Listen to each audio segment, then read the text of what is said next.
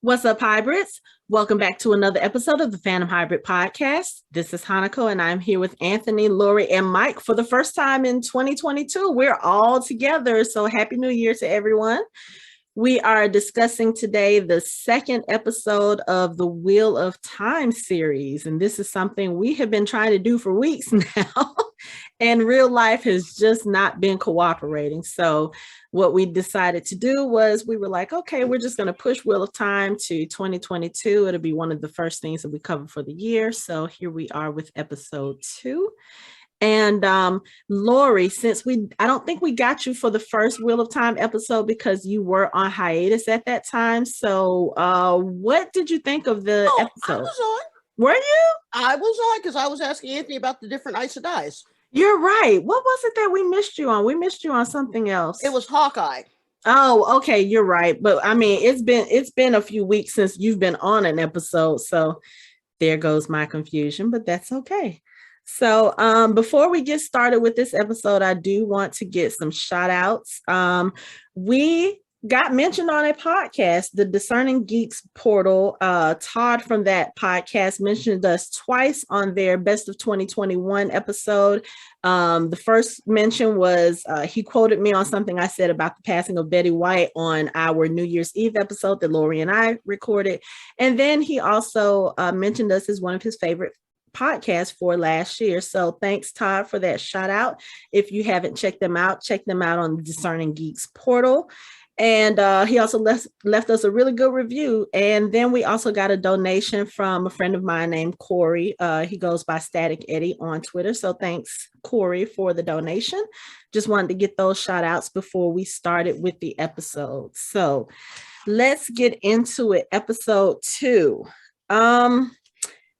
I watched it right before we started recording today because it had been a minute. And I was trying to remember. I was like, so what was this second episode about? And then that damn White Cloak showed up in the first part of the episode. And I was like, oh, we got to start with this hateful ass. Oh my God, Valda. Anthony, give us some background on him because, he's like one of those characters where you meet him and in the first 5 minutes, you're like, oh, this dude needs to die a horrible, horrible death. Eamon Valda is Lord Captain Command. Well, he's not Lord Captain Commander. He's like a High Inquisitor. Mm-hmm. The White Cloaks are pretty much like a fundamentalist terrorist organization. They're the Red Cloaks from Cursed. Basically, yes, they really are. Yeah. They despise Aes Sedai. Eamon Valda, he takes that to an extreme where if it was up to him, he would wipe out all the Aes Sedai. He would burn Tar-Valon to the ground and just be done with anyone who could channel. Like for the White Cloaks, channeling is something that was given to them. It's something that belongs to the creator, and only the creator should be able to do it. Anyone else he's doing it is blasphemous, so they should be all destroyed. And he takes this to an extreme. So I was gonna ask, because the way he comes across at the beginning of this episode, like he has one of the Aes Sedai tied up to a stake. He's cut off both of her hands.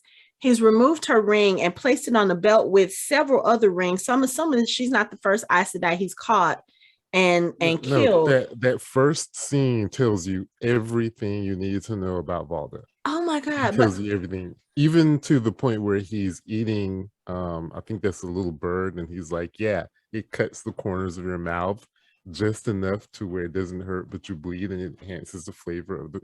Yeah, he's terrible. I was like, dude, what happened to you? Like, who you want to take him down? Like, who hurt you, baby? Who hurt you? Right, who did exactly. this to you?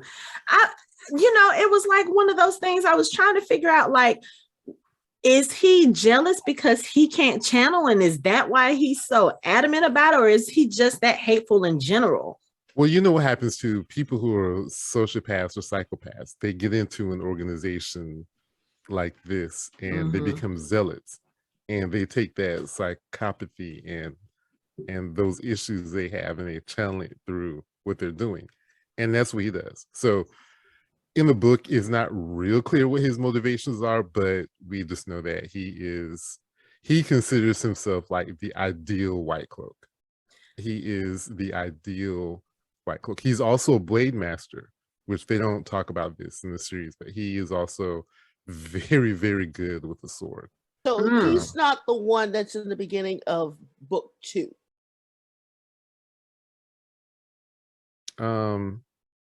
I would have to look. They have a meeting at the beginning of the book. I'd have to look. Okay. I can't call it right now. Anthony is like, it's been too long. So yeah. I'm only halfway through book 1, so. But you know, see, I cheat. I do audiobooks. But when you see him in this scene and the way that he's acting and just talking in his calm voice, and he I think what makes him even more creepy for me is that he's doing all of this with a smile, like he's genuinely enjoying this. And you know who he made me think of? He made me think of Dolores Umbridge.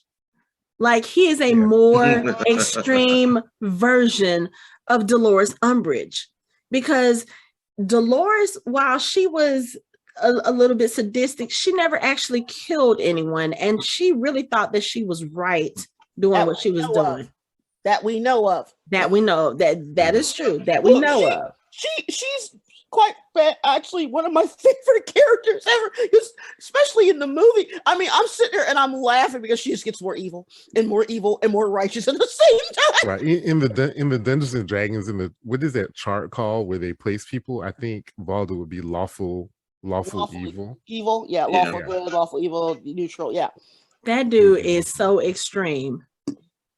But because they have a code, he follows the code, he has rules, but he's just a little bit evil in enforcement. He's too okay. So we're not going in order because I got to talk about him. So later on in the episode, when the White Cloaks come across Moraine and Rand and all of them, and he gets to the point where he has to question or inspect her to make sure she's not Aes Sedai.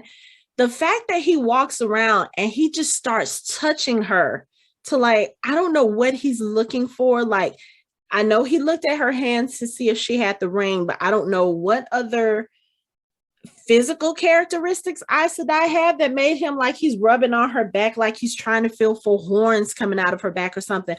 But before I even could say it out loud watching, and mind you, I'm watching this by myself. No one else is with me, but I'm talking to myself while I'm watching this. And I'm like, he got some nerve. And then Lan says the thing, about, well, I'm from the borderlands where we understand that you don't touch, you don't touch a woman without permission unless you want to lose your hands or something like that. And I was like, oh, okay, so it's not just me. Like, he's just literally molesting Moraine, trying to find whatever he's trying to find out. And he's just touching her. And he's talking, and he's talking in that threatening, non-threatening way. Like, he's talking about what they do to Aes Sedai, or, I guess the sinful nature of Aes Sedai or whatever. I can't remember his exact verbiage, but he's doing this, and he's walking around and he's feeling on Moraine and just touching her. And he's doing this start sniffing her. And yeah. I saw you during that scene. Creepy. I said, this is going to bother Hanukkah. This is really going to get on her. Bothered me. He would have lost a hand. Dude. I mean, I understand you're trying to keep a low profile because you don't want him to think you're Aes Sedai, and you don't want him to think about these, these kids who may have the power to channel. But, oh my God, that bothered me so much. Like, why the fuck are you touching her? Like, you can ask your questions. You don't have to, why are you touching her? Like, she's not, that bothered me so. Yeah, he doesn't know what personal space is. He's a really terrible person. I'm watching it. I'm watching it now, and it's like he is like, and what's his name? Is really trying. Lan is trying not to cut both his arms off. Like, yes. He's like, if you don't get your motherfucking hands. Yes, yeah. He was definitely creepy as shit. He's very righteous in his beliefs. Oh my goodness. So. And he just, I I know that, we're doing this episode by episode, but I've already, watched the full season. And even there's, I think, I haven't watched it yet. Okay, but there's one episode later on where he's kind of the same way, but in a more aggressive. I was just like, dude, somebody needs to just like. How is he more aggressive than this? I mean, I'm sorry, but look, certain people need to realize, and I know I'm saying this out of context, tongue in cheek, it's not 1985 anymore, okay? So hands off. That's it gets worse, but he's just one of those characters, like from the moment he's on the screen. First of all, I'm just looking at him like, oh, okay. I mean, thinking about his character aside, I'm like, okay, look at him. Nice chocolate black man in this all white outfit. Like, he looked good. Then he opened his mouth. And I was like, no.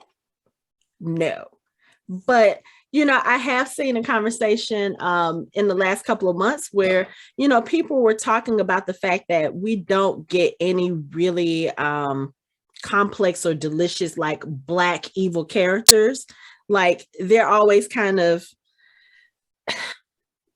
they're not like that grand scope of evil for our black characters. And people are like, we need like more evil black characters. We need them to fill those spaces in the show, that they have that complexity and that. But okay, y'all asked for it and you got it, because this dude right here, from the moment he got on the screen, I was like, oh, okay. And then I was like, oh, wait. Oh, no. Yeah, you guys die. He has it in spades. Pardon the pun. Yeah. Sorry. He's evil. And of course, he's killed, I think, I don't know, it was like 5 or 6, maybe 7. 7. Yeah, I think Moraine said it. When they were resting the horses, she said to Lance, she said, did you see my sister's rings? 7 of them now. So that means that there's one Aes Sedai that's out there in the world that, or unless they're counting her, but I don't know if they count her, because never mind, that goes into something from later on in the episode. But yeah, so I mean, he almost got her.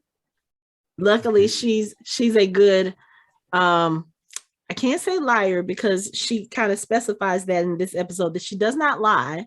She always tells the truth. No, she cannot lie. Yeah, she cannot lie. The oath rod makes it physically impossible for them to lie. Mm-hmm. When you but she can twist that truth. She can twist that truth. Was true. Yeah. Mm-hmm. Yeah, I mean, technically, what she said was true. The Trollocs invaded. They hurt a lot of people. They were over west. Mm-hmm. I mean, she just left out a lot of shit. It's like she just was very selective in what she said. That's more key. If she's very selective in what she says and how she says it, they can't even really twist the truth. Yeah, well, yeah, I meant she has a way to work that lie. Yeah, but what she says in the episode, she said words are important and how we use them is important. And we've actually said this something similar, talking about a couple of other shows where a character will say something and it's kind of like, well, that's technically not a lie because of the way that they said it. It's like you always have to watch the way you say things, because you can say things and make people think one thing when you mean another, but it's just it's just the way that you say it, the way you construct your sentences and how creative you can be with your speech. And she does that. If you think about the way that she answered everything, like you said, Mike, she didn't tell a lie. She told the truth. And even when Egwene said something to her, she was like, well, you lied back there. She was like, did I? She was like, and Egwene said, well, do you really have a sister? And she was like, all Aes Sedai are my sisters. And, she said certain things. She was like, just pay attention. And I was like, okay. Yeah, because she says she's a lady from a fallen house, which we don't know a lot about her characters, but yes, she is from a fallen house. Okay. So that was a true. She tells you a lot but if you're paying attention, you could hear what she's saying, but he's more concerned with trying to find out if she's an Aes Sedai or not. Right.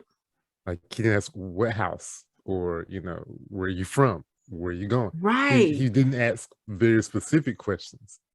So Right. Because I would think, okay, given what we know about the Aes Sedai so far, it's only been 2 episodes, but we know that all the Aes Sedai are women. We know that they have warders, which are, is it that they all are men or that they're mostly men? Because we haven't seen too much of they're mostly men. Okay, thank you. So, and then of course she's got these younger people, which probably wouldn't mean much to him in the scheme of things, but to see her and the way she's dressed, and then to see Lan, I would think that if you are familiar with how the Aes Sedai work and how they operate, that you see this woman, you see this man traveling, that might be a clue. But yeah, and he could have just asked her, "Are you Aes Sedai?" And she would have had to give it. But the thing is, he doesn't. The White Cloaks don't truly try to understand Aes Sedai. So even if you told him that they take oaths not to tell a lie, he wouldn't believe it. Yeah, He'd say they're gonna lie anyway. Yeah. Why would I believe that? You know what I mean? So that doesn't serve his purpose. Right. So even if he asked her, he knows he's not gonna ask her because he knows she's going to lie. Okay. That's his perspective. Right. So he tries to go about it a different way. So the other by question, feeling her up and being creepy as shit. Right. right. So the other question I have is, and I guess this probably is self-explanatory or kind of obvious, but I'm assuming if he's killed all of those Aes Sedai, chances are he's killed their warders too, because the warders are there to protect them, correct? Yes. So chances are he's killed them too in his pursuit of killing the Aes Sedai. Yes. And does he just kill the Aes Sedai outright, or like is there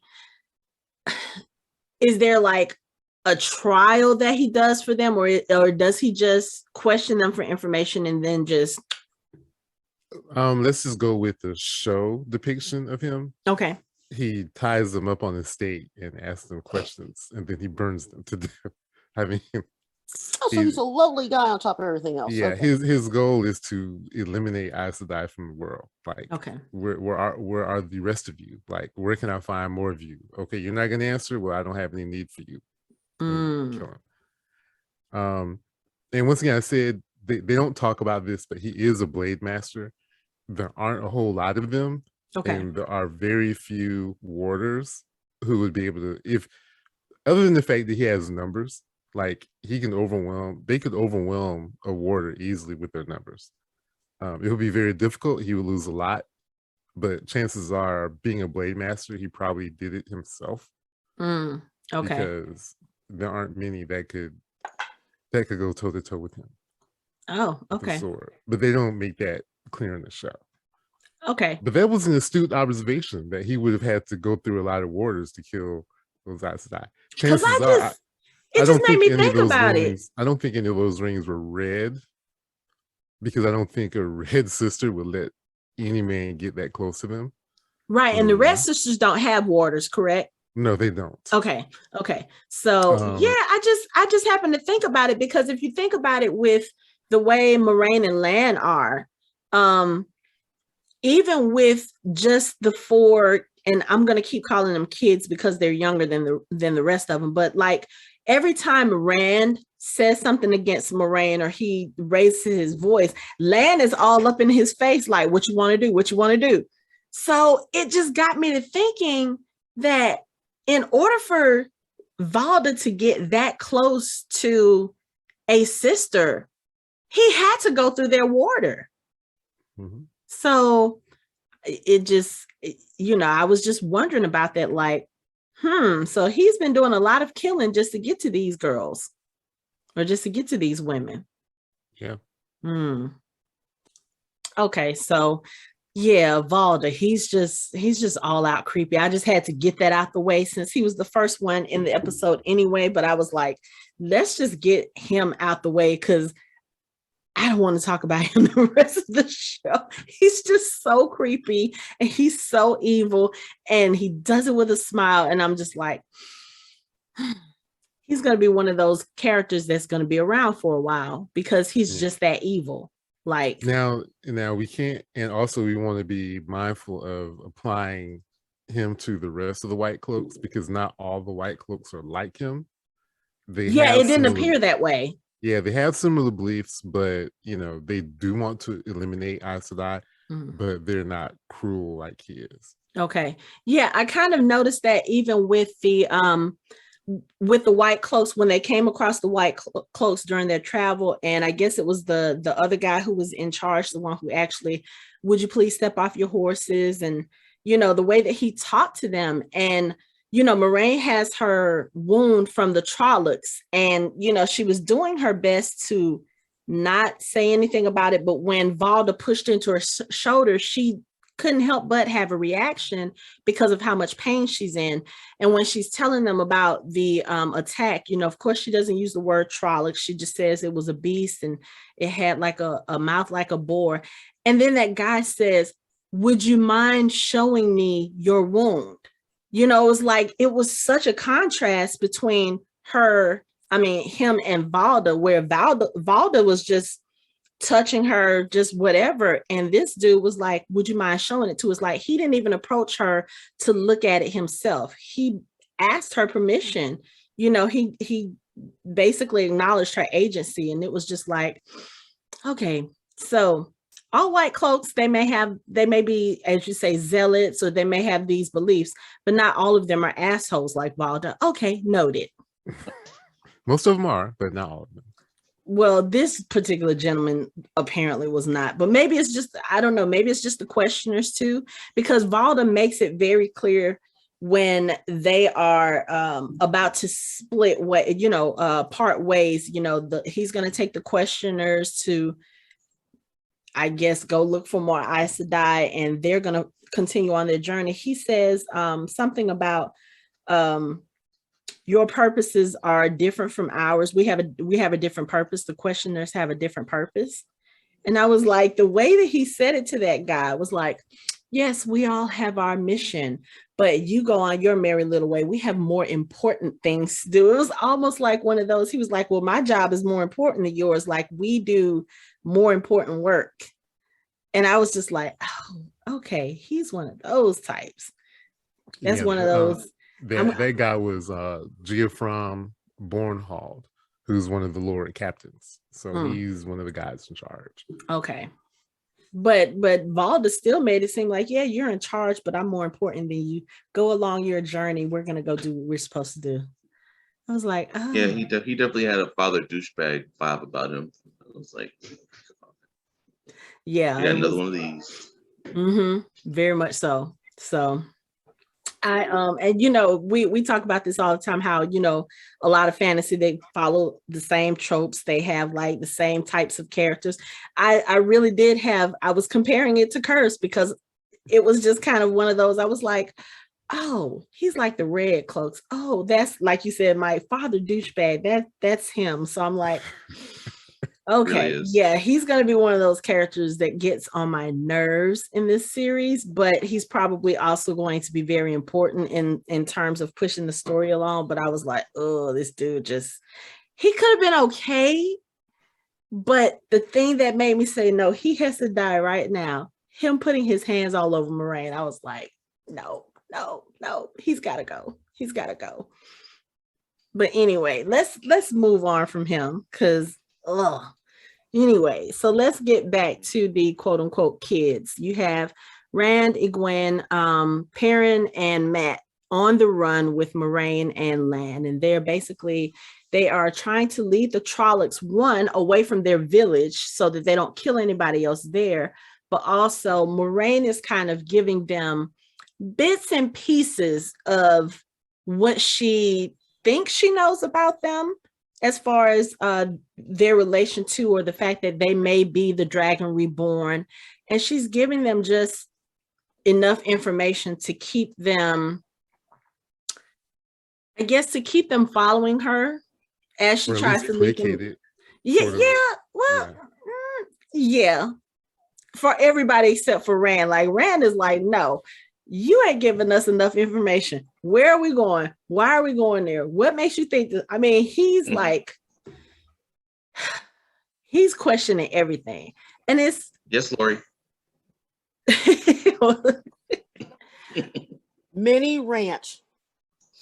I read science fiction. I read science fiction fantasy.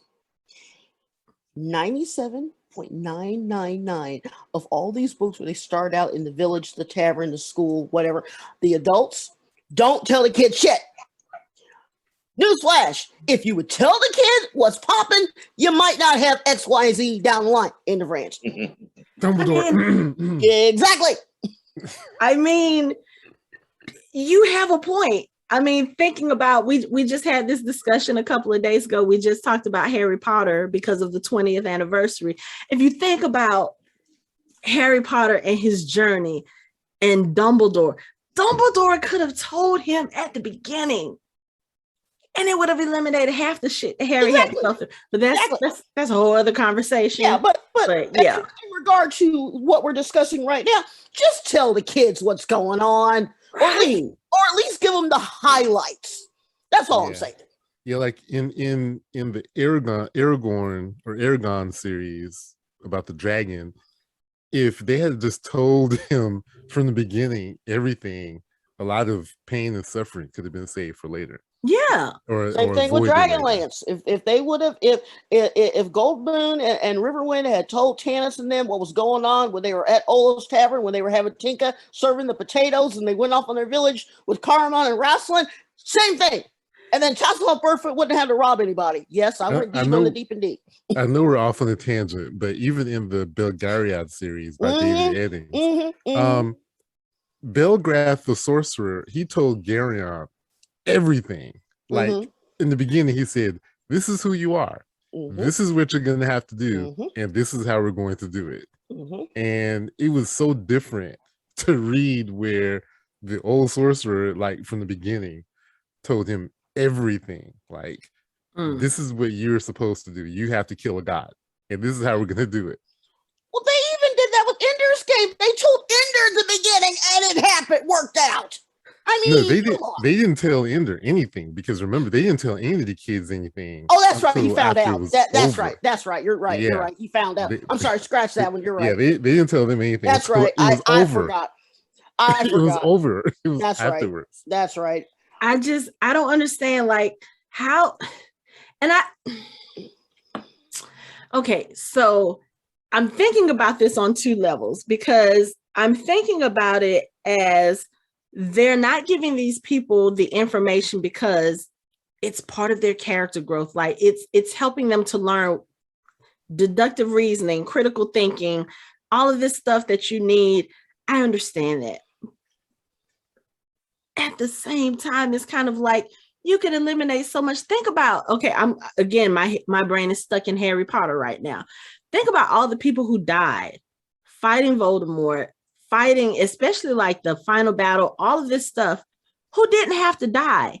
If Dumbledore had said, "Hey, yes, I told you about the Horcruxes, but let me tell you what they are. Let me tell you how you can destroy them." Thinking about it, one of the clips that I've seen from Harry Potter in recent days was when they were trying to destroy the locket in the woods. And Ron says, Dumbledore sends you on this mission to find the Horcrux, but he doesn't tell you where they are or how to destroy them. Like, how the fuck is that helpful?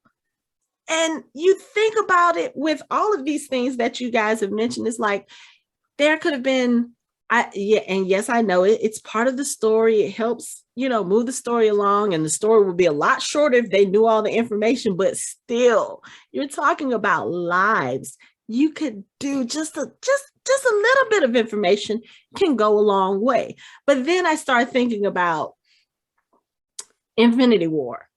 And when Doctor Strange was sitting there and he was looking at all the different possibilities for how they can defeat Thanos, and there was only one possibility that would have worked. And when Tony asked him about it, he basically was like, "I can't tell you, otherwise it may not happen."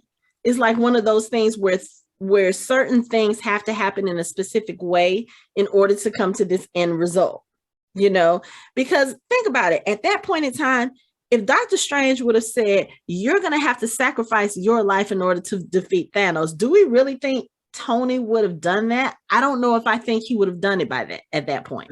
He would have tried to figure out a different way to make it work, or tried to figure out a different way to defeat Thanos without him having to lose his life, or without Natasha. If Doctor Strange said, well, you and Natasha will have to lose your lives in order to defeat Thanos, Tony would have been like, nope, there's got to be another way. So it's like, well, see, future reading is really weird that way, though. It's like in some stories, like they'll tell the person, and the person will be like, no, that's not going to happen, but it ends up happening anyway because it's already foretold that it's going to happen. Mm-hmm. And then there are other people who don't say who know what's going to happen, but don't say anything because, like you said, was Strange. It's like it might not happen, so I don't want to take the chance of me telling you and you being like, fuck this shit, I'm supposed to sit right here, and it's not going to happen. So there. Mm-hmm.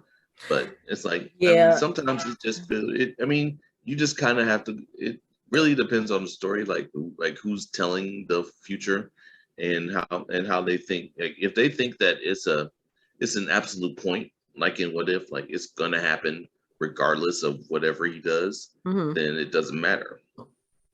Yeah. Well, for Harry Potter, I think we kind of learned later that Dumbledore was like, well, I really couldn't tell you everything because I wasn't sure if your connection with Voldemort went both ways. Like, if I told you everything, then Voldemort would know.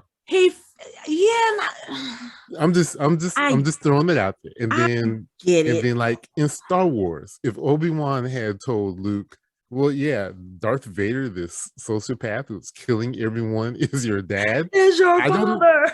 I don't know how he would take that. Right. It would have maybe softened the blow later when Darth Vader tells him. But we would not have gotten that moment either. Right. But back to the story at hand, Moraine didn't have to push a lot to get them to come with her. She simply said, the Dark One knows the same thing I know, that one of you is a Dragon Reborn, and he's going to keep sending Trollocs to your family until he kills you. Mm-hmm. So you're going to have to leave. Now, if you can stay if you want to, but they're going to keep coming and everyone's going to be dead. Everyone that you love. Yeah.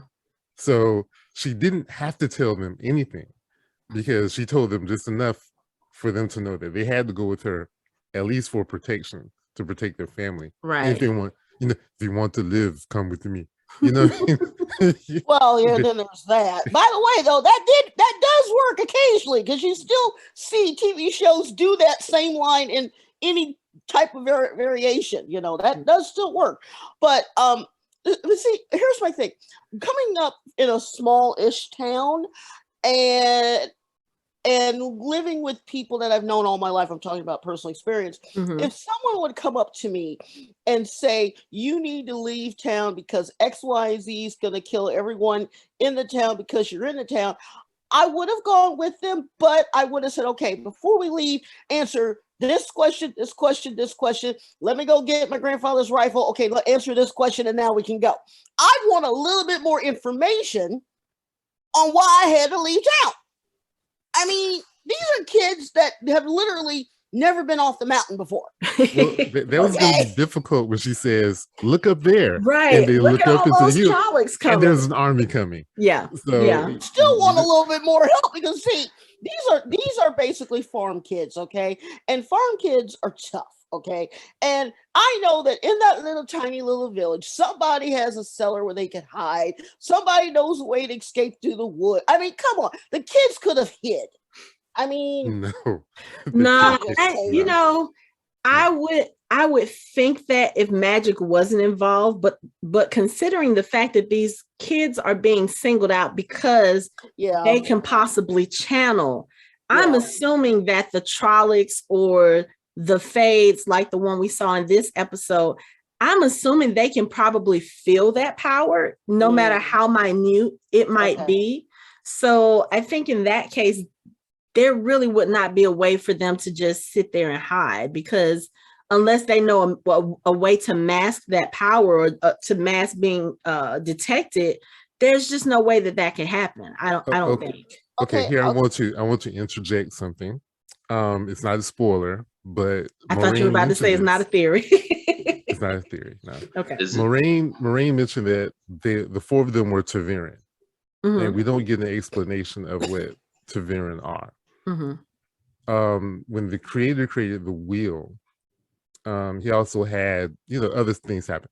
Basically, whenever something kind of is off in the wheel or is not functioning properly, the creator will spin out a Tavarian. That person will bend the wheel back to where it needs to be. Okay. Now, it is very rare for there to be 4 Tavarian in the same place at the same time. Okay. In the books, only 3 of them are Tavarian. I'm not going to tell you who the 4th person who wasn't supposed to be, but they made this person a Tavarian for purposes of the show, which is perfectly fine. That is separate from being able to channel. Not all Tavarian can channel. Okay. And not all channelers are Tavarian. Okay, thank you for clearing that up. Okay. Tavarian is a specific person designed to make sure everything stays on path. Whenever the Dark One screws something up in the wheel, a Tavarian is spun out to put it back on track. I have a question, because I'm reading the books right now. How do people recognize one of them, and do they instinctively know that they are? Okay, so to answer that question, there can be people who can be sensitive to the pull. They call it the pull of a Tavarian. Tavarians can feel that pull with each other. And that is something that I don't know if we're going to get in the show, but in the book, they are very aware of how, the more they learn about being a Tavarian, they are very aware of where each other are. Yeah, they have visions of each other.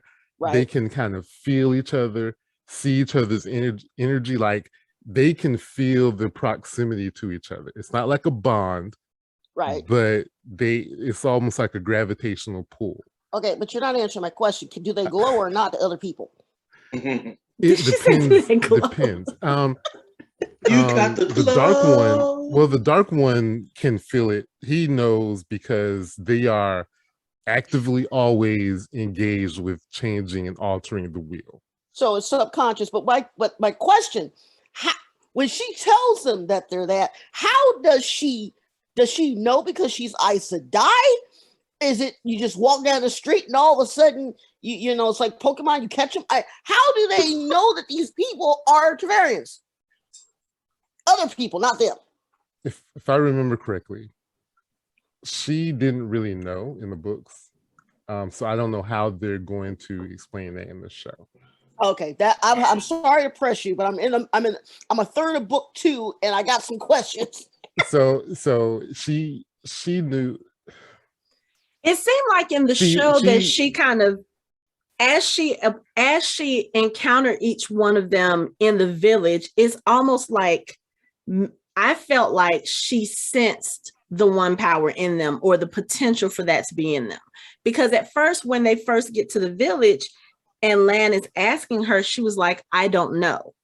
And then it's like, as she sees them, I feel like she's kind of drawn to them to the point where she knows that it's them. And then thinking about what you just said, Anthony, about the fact that they can kind of sense each other and it's like a pull towards each other, even if they didn't know they were Tavern, maybe that explains why those particular 4 have such a close bond. Like, even though I'm not sure if there are many other people in the village that are around that same age, but it's very clear they're all best friends. They're all very closely knit with each other. They're very protective of each other.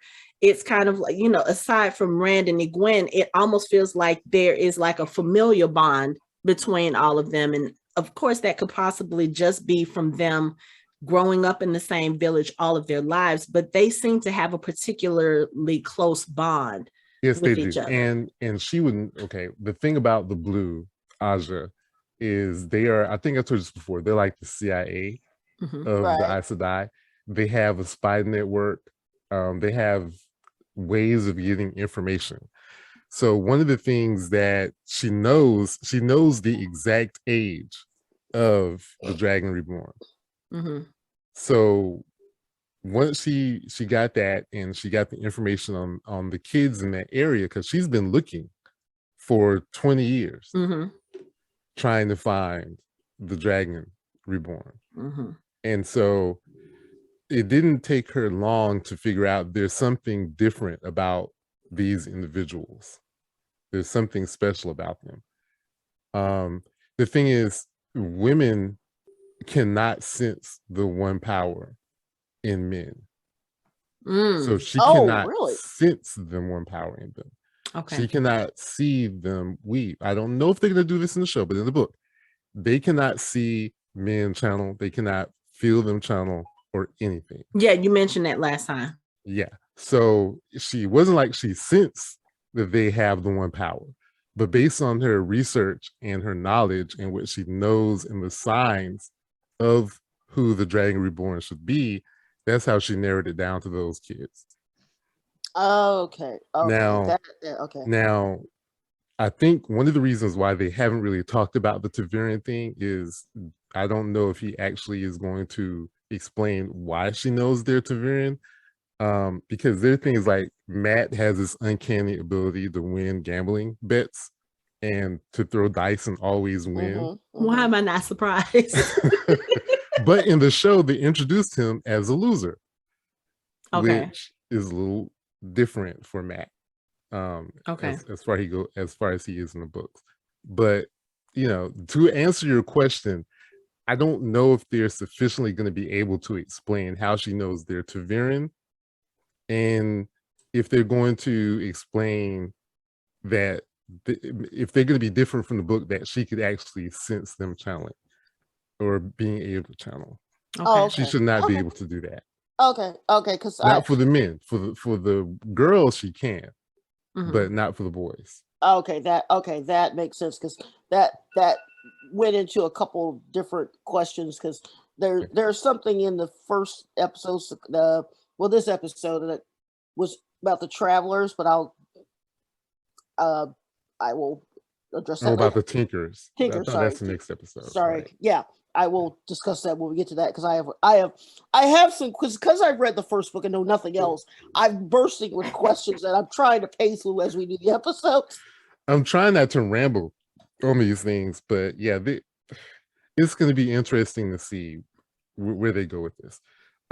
We obviously, since we're skipping around, we know at the end of the episode there's something special about Perrin. Mm-hmm. And I know what that is. She probably has the ability to sense that he's different in that way. Okay. She knows that Rand's background is a little shaky,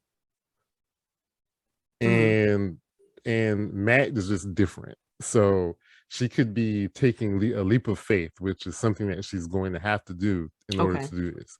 But she probably knows at this point that Egwene is a wilder, that Egwene can channel because she can feel it from her. Okay, and that's what I was going to say. But given the information that you just said, that I guess for me kind of explains why she singles Egwene out in this episode and takes her, she takes her into the forest and she kind of talks to her about using the one power and what they can and cannot do with it. One of the things that she says, the 3 oaths that she talks about with them, she says the 3 oaths are to speak no word that is not true, to make no weapon with which one person may kill another, and to never use the one power as a weapon except in the last extreme defense of her life or the life of her warder or another Aes Sedai. So or to defend or to kill Shadow Spawn. Or Dark. They didn't say that in the show. They didn't say that. Yeah. They didn't say it in the show, but it's actually never use one power as a weapon except against Shadow Spawn and Dark Friends. And in the last defense of yourself, a warder, not your warder, a warder, or another Aes Sedai. Oh, okay. So I wonder if they changed that wording specifically for the show, because she specifically said, or the life of her warder. Because I thought about that when she said it, when she was talking about what they can use it as. And I was like, okay, so they're very specific. She can use it for defense of her own person.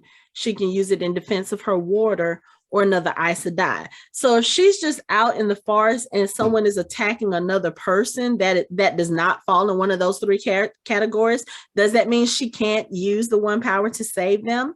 And I was thinking about what she did at the village, and I was like, well, technically speaking, she was using it to save herself and Lan, because the Trollocs were also coming after them. So the fact that she used the one power and pretty much saved the whole village, you could kind of, that falls in that gray area, because technically she's there and Lan is there. But they left out the part about the first part of that third oath is except against Shadow Spawn and Dark Friends. Okay. You can use it against Shadow Spawn and Dark Friends, and there's no justification behind it. Okay, so since they haven't really talked about that in the show, explain specifically what did you say, a Shadow Spawn and Dark Friend? Because I know the term Dark Friend is used later on in the episodes, but they don't necessarily explain what it is. It's one of those things where the context that they use it, you can kind of figure out what they mean, but just explain what is a Shadow Spawn and what is a Dark Friend specifically. Shadow Spawn are the Trollocs and the Murdril, who are the Fades who are in charge of the Trollocs. Okay. So that thing without the eyes, the eyeless, they're Murdrils. So they're also Shadow Spawn. So anything that the Dark One has created. Okay. Dark Friends are people who are humans who are in league with the Dark One, who are doing the Dark One's bidding. Okay. They're called Dark Friends. Okay. Okay. And that's pretty much it. But I can understand why they kind of left that out when she explained it, because that's kind of a lot to handle for her, for Egwene. That would be kind of a lot. Just say, I can use it as long as I use it against, defending myself from my ward of Aes Sedai. Then shouldn't have to explain what Dark Friends are and what Trollocs are and what Shadow Spawn are. Well, okay. Here's the thing. Okay, so I know what the Dark Friends are and all that, but and I haven't seen past episode 4. Is there any connection to the way that they portray them on the show versus how they are in the book? Because there's another part of that Dark Friend thing that I was curious about. Are they in control of their service, or are they not, or can it be both? What, I don't understand the question. Meaning, in the book, it's alluded to that they may have started out as willing participants, being a Dark Friend, but somewhere along the line they get taken over by the Dark Lords, for lack of a better word, and they no longer are in control of their actions. They literally have to do what he tells them to do because they are no longer in possession of their willingness. Once you bargain with the Dark One and he gives you access to the true source, then you basically belong to him. That's what I thought. Okay. And it's not necessarily it's almost like if he takes it away from you, it hurts you. He can hurt you. Right. Okay. Because you can't all of a sudden change your mind and be like, I don't want to do this anymore. He's like, no. You belong to me, and you're gonna do what I ask you to do. So once you join the Evil League of Evil, you're in for good. Once you join, you're in for good. Okay. once you're in, and there are characters who have joined and they have some decent intentions. But there's a lot involved, and I don't want to go into it right now because I don't know how they're going to do it on the show. Okay. Moving on. So since you mentioned Perrin, let's talk about him because I do have questions. So throughout the episode, as they're on the run from the Trollocs, you can hear wolves in the background, which I didn't think much of at first. And then there are a couple of times during the episode where Perrin looks like he's in pain, and he sits down, he rolls his leg sleeve up, and you see that there are, I guess, claw marks in his lower leg. And then there's one part where they're kind of taking shelter. He's at the river, he's getting them fresh water. And he pulls up the leg sleeve again because it looks like it looks like it's not healing. And then as he's there, he gets approached by this large group of wolves. And at first, they're very hostile towards him. And then they kind of calm down. And then the leader of the pack approaches him, licks his wound, and then they all run away. And I was looking at this like, what just happened? But I have one question. I don't know if this is like just coincidence or not. Is there anything significant about the fact that his scar on his leg is shaped like an F? Is that just something that's just there? That's just something that's there. Okay. Mike, what's your question? I have a question. I have a theory. No, I was going to say you have a theory, don't you? Okay. Yeah, sure do. It's kind of obvious, and I know I'm probably wrong, but I've been banking on this since I watched it. And Perrin is like my favorite, even though I think Perrin for some reason became my favorite character in all this because he's a werewolf. It's an F. The F stands for feral. He's feral. Okay. It stands for Fenris Wolf. First question. How far have you watched into the season? I haven't watched that far. So, but I think there's something to him. It seems like there's some. If he's not a wolf man or he's not becoming like something wolf-like, I think there's something. I haven't watched them all because I'm a glutton for punishment and I like being wrong and have you guys say, oh, cool, Mike. Yeah, that's a really good theory. Then I get blown out of the water and y'all like, well, I mean, I don't know, you didn't want us to tell you, but I digress. There was a part when they were making camp where Perrin was at the fire and the fire was burning and it went one way, then it reversed and went the other way. I don't know if anyone noticed that. I didn't. It was kind of weird. I'm wondering if of course, me being the conspiracy theorist of the group, I was like, does he have control over that? Like, or is that just like a weird editing move? But it's like he was sitting there, he was like inhaling deeply and exhaling deeply. Then he looked at his wound, and I'm like, does he have like control over that? Like, did he rewind? Like, it was kind of weird. But I just think that because that what the wolf did to his wound when he was at the river is kind of indicative of what other wolves do when a wolf is hurt. Then another wolf sees the wound, they lick the wound in order to help it heal, and that's kind of a dog/wolf thing. So and it's how they look out for each other. Like, like they don't want it to get infected, so they clean it for them, especially if they have a long way to go. So that's why I think he's with his kindred. So that's my theory. Okay. Now, as far as the fire thing, I did not notice that. I will go back and look and see if that happened. But if something like that happened, where the fire was going one way or the other, technically speaking, if he can channel the one power, is that something that he would be able to do, Anthony? Like control that element? Like I'm still not sure how the one power works completely, but do they have control of the elements? Well, I do know that Moraine said something to Egwene when she was kind of teaching her about the possibility of becoming an Aes Sedai, and she said something about she asked her what happens when you hear the wind, and then she says it's not you listening to the wind, it's the wind that listens to you. Is that something that could happen with fire as well if Perrin has that power? They're benders, of course. Okay. Earth, fire, wind, water, and spirit.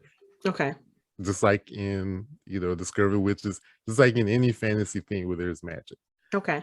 And just like in Discovery Witches, you have to take, fire. It's how you weave it together, which creates the spells. Men, if I remember, are stronger in fire and earth, and women are stronger in air and water. Okay.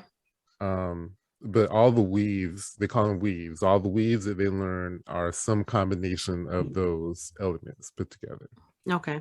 Some people are stronger in those elements than others. Healers are really strong in spirit because that is what promotes the healing. But, that makes sense. Okay. So to answer your question, yes, if he were able to channel, that would be something that he would be able to control. Okay. Now, just saying, let's put this out there. I'm not saying Mike's theory is right or wrong, because honestly, I don't know. I will say this: I've watched through the end of the first season, and anything that I've seen does not. I don't know how werewolves would be depicted in this particular story. So I'm not sure how well your theory works, Mike. But let's just say, for the sake of argument, Perrin is a werewolf or something to that effect. Would he be able to be that and a channeler? Is that something that exists in this series? Like people who are shapeshifters and can channel. Is that a thing?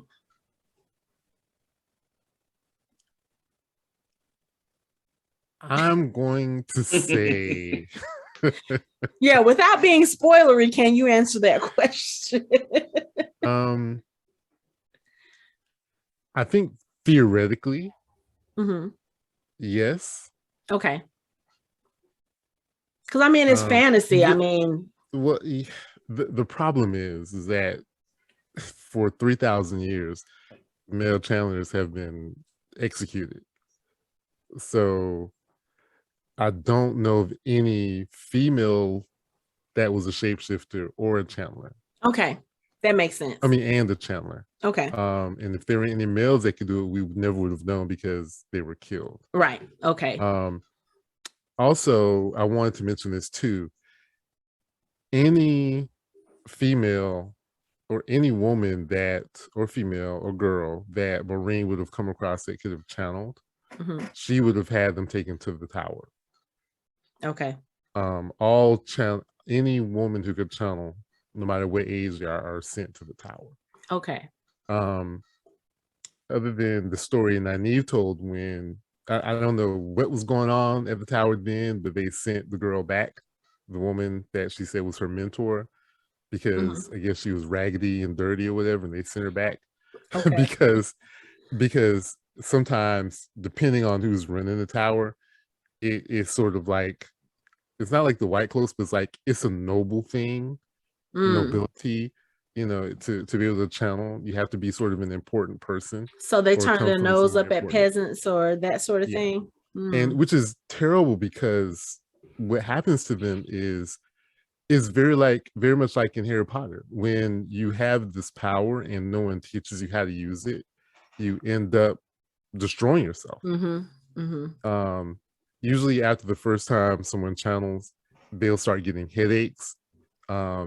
They can draw too much of it into themselves and burn themselves out. Okay, yes.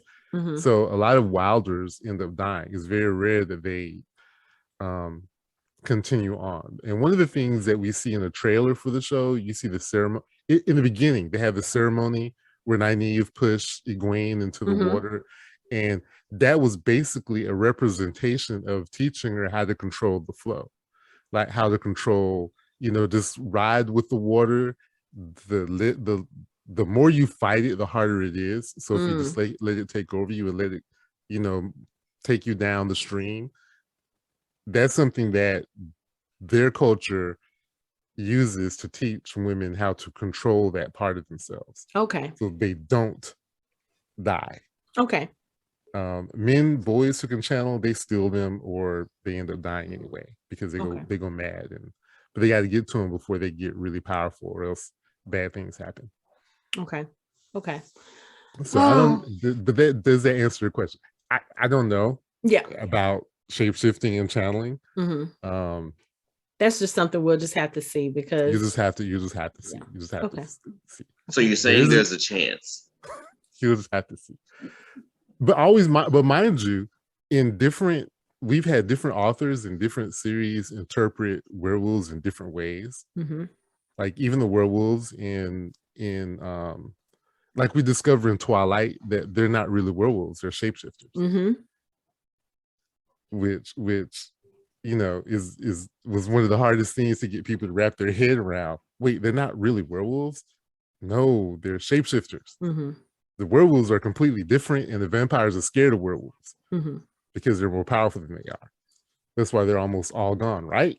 Right. Yeah. Yeah. Yeah. I think.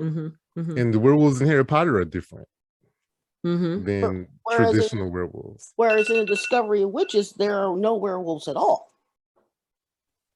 And that we know of. That we know. Yeah. that we know of. Well, I've read book 3, but my thing is that I was somewhere, and I guess the problem is that not her particularly, Deborah Harkness, but a lot of people when they're writing fantasy, they want to stay away from werewolves because they think they've been, or shapeshifted because they've been used so much. And when you think of the holy trinity of horror, you think vampire, witches, werewolves. So they're basically, Twilight did a lot of damage. Okay, it did a lot of damage on people using werewolves as main characters for a long time because of the bad taste it left in everyone's mouth.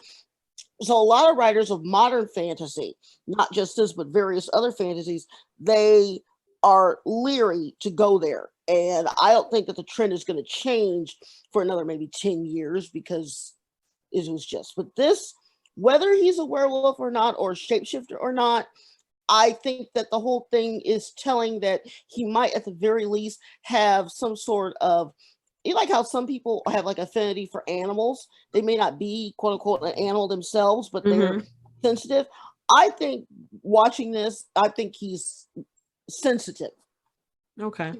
Animals, and that he has an affinity for them, and it might be something different than him being a werewolf or a shapeshifter. Okay.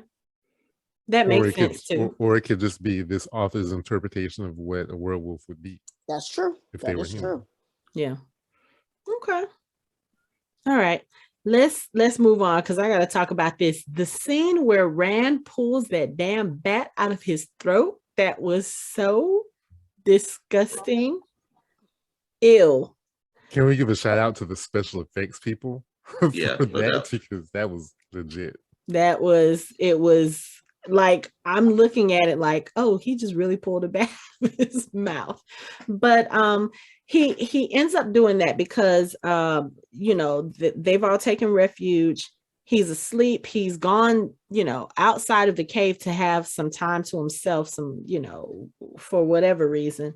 And he wakes up, he has this little cough, and then he starts choking. He pulls this bat out of his mouth, and then he looks up, and the dark one is standing in the forest, or at least that's who I thought it was, because it was a guy. He didn't look like one of the regular fades, and he had glowing, as Matt said, amber eyes.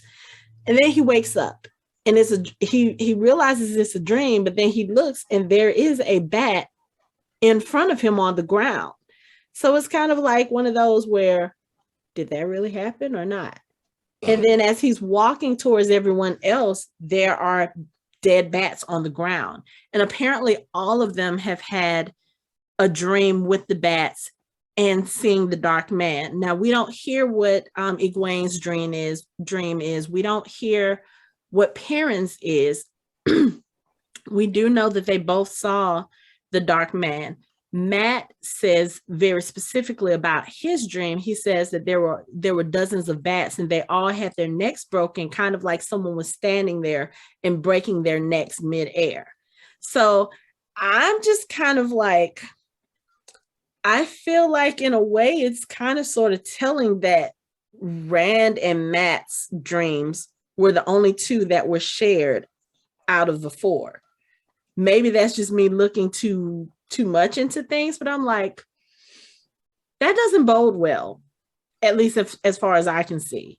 You know what I'm saying? It's like, so y'all told us theirs and y'all didn't tell us the other 2. But I mean, we saw the other 2 being focused on in different ways in this episode. Egwene possibly being Aes Sedai, or being able to be Aes Sedai, and then pairing with his may or may not be animal sensitive / werewolf / whatever.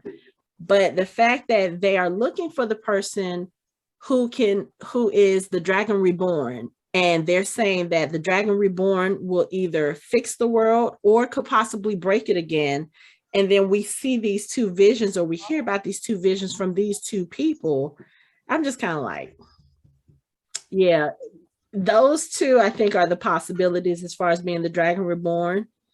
And one of them is going to fix things and one of them is going to break them. And at this point, I'm not sure which way it's going to go.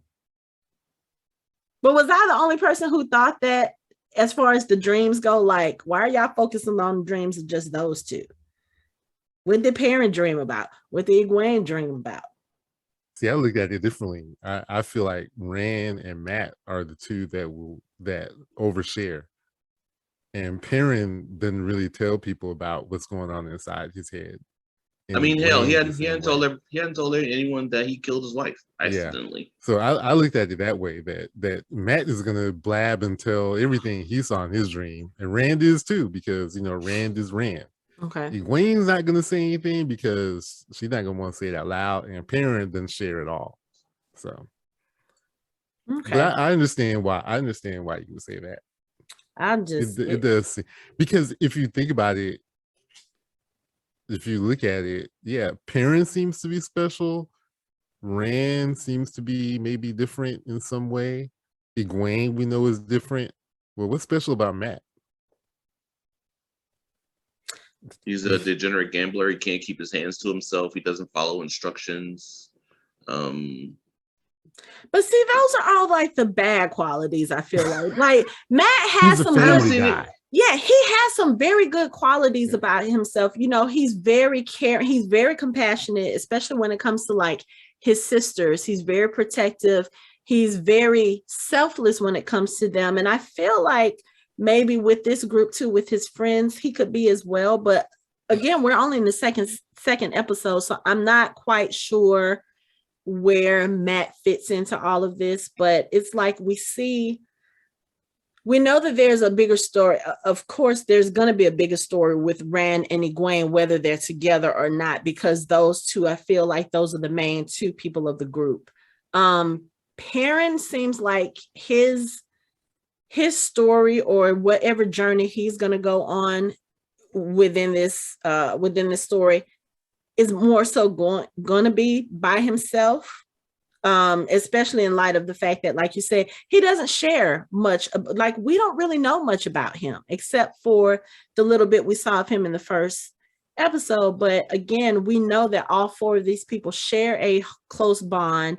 They appear to be best friends and will, have each other's backs. But with something this big looming over their heads, like potentially one of you has the ability and will probably either fix the world or destroy the world.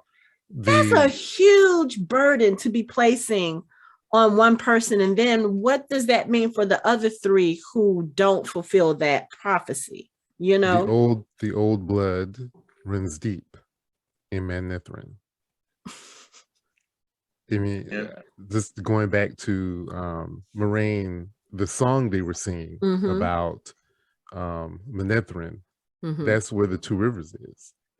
That was one of the 10 kingdoms that stood against the Dark One when the Trolloc Wars, when the Trollocs invaded.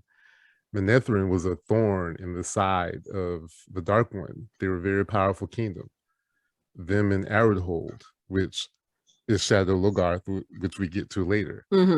And King Aemon held his ground against the Trolloc army. He and his army held their ground, and they asked for help, and they were waiting for help, and help did not come. And they were really only supposed to be able to hold for a day, but every day they held, and they held for about 9 days before he realized that their help was not coming. And then when he sent riders to tell them to evacuate the city, evacuate the capital city into the mountains. Most of the people, the adults, women and men, they came to the field to fight, while the children and elderly went into the mountains. Right. And so they held until they were all dead. Which was another 4 days. Then his wife, the queen, Eldrin, she was Aes Sedai. He married an Aes Sedai because, of course, most of the queens at the time were Aes Sedai because they married them off. And she happened to be the most powerful channeler at that time. Side note, the reason why Hilp didn't come is the current Armelin seat was jealous of her from when they were children. And she did everything she could to not let Hilp get there. Correct me if I'm wrong, and I'm pulling a little bit from the book, so I'm not going to go into spoilers, but isn't the Armelin seat usually batshit crazy? No. Most of them? Or is it just a few? There's a few. But they are jealous. They can be because they're still people. Right. And her jealousy of Eldraine goes back to when they were children and jealous of how powerful Eldraine was. And there could be a debate made that maybe she was a dark friend. I don't think so. But either way, Hilp did not come. Eldraine felt him die because she had bonded him as a warder. So when he died, she felt it. Oh, okay. All right. Okay. I wondered about that. They didn't she bond. Yeah, that's how. Yeah, she didn't say that. She just said that Queen Eldraine felt her husband die, but yeah, she had bonded him as a warder. Which opens up a whole different can of worms that we might not want to get into right now. No. And then she pulled in as much of the one power as any person had ever at that point, and released it all, and basically destroyed the entire Trolloc army, killing herself in the process. And that turned the tide of the war because most of the Trolloc army was gone. Right. And then, of course, we find out later on that after the city that was Shadow Lagoth,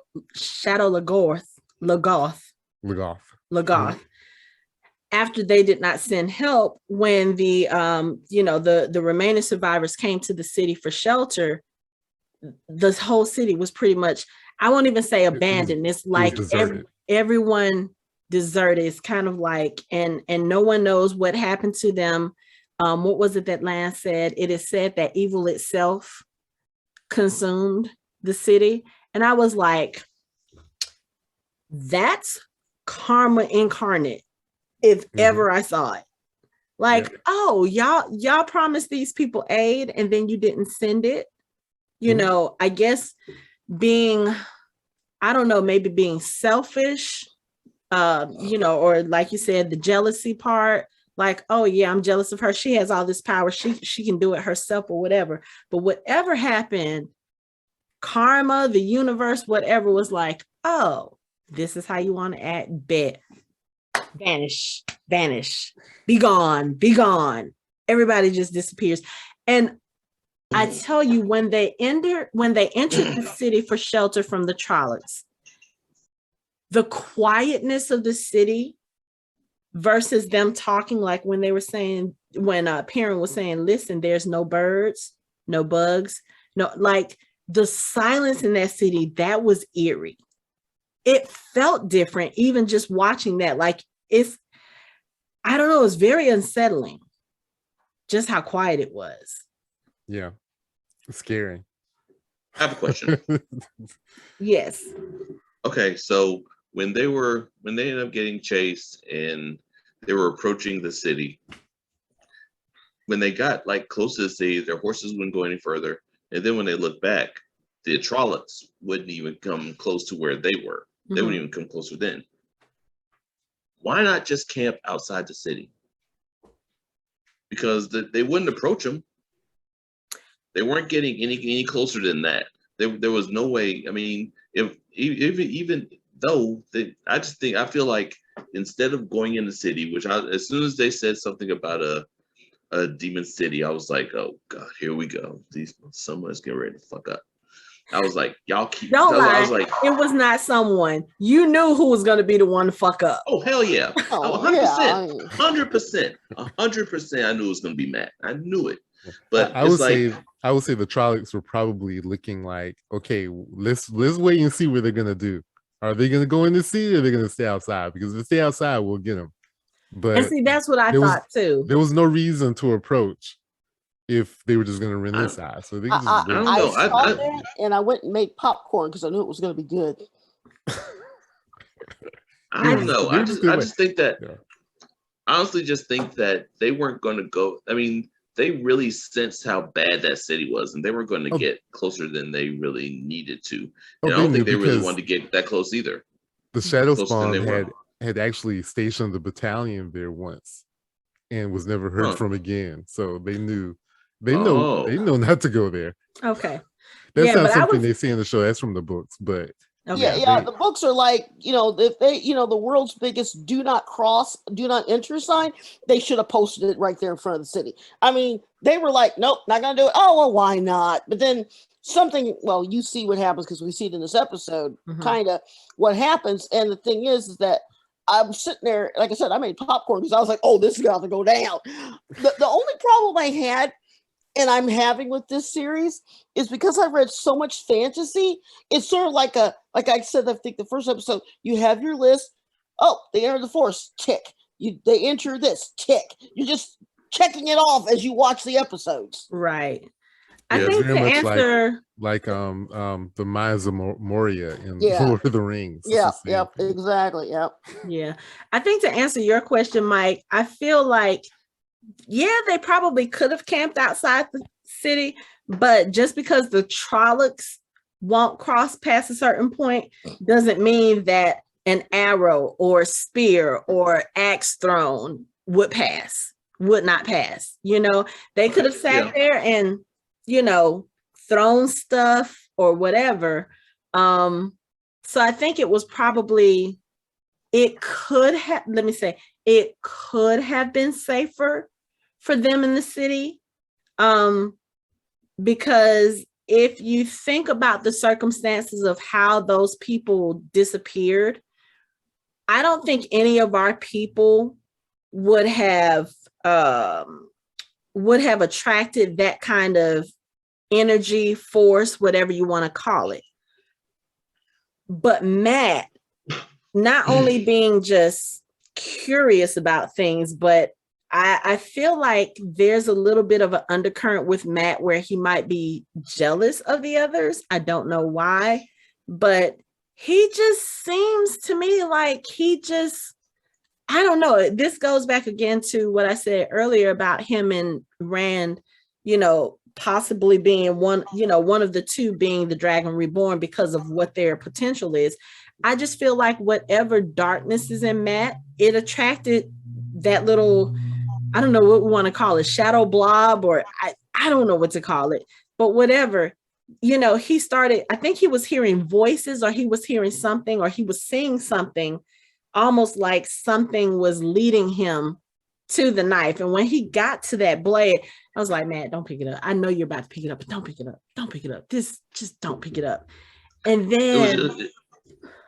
then what happened when he picked it up and everything started going haywire, I was just like, I actually paused my TV like, who's about to die? Because I really thought somebody was about to die first. Yeah. Other than the horses. That scene reminded me of Aladdin when Abu grabbed the big gemstone. Yes. And he was like, yeah, you have it. And he tried to put it back and it just melted away. And it was like, or kind of like when who was it? Somebody, probably Jonathan in The Mummy, when they were touching all the the stuff and they weren't supposed to touch stuff. It was kind of like that. But I just, or in Lord of the Rings where Pippin hit the thing and alerted all the orcs to their location. yes, he did do that. Again, that's one of those like common things, like somebody is going to touch something they're not supposed to touch, and then all hell breaks loose. And literally it didn't help in this because everybody has to split. Moraine is practically comatose at this point. So it's not like she's going to be any help, or she can't even get herself out of the situation. They have to carry her and all this other stuff. And it's just like,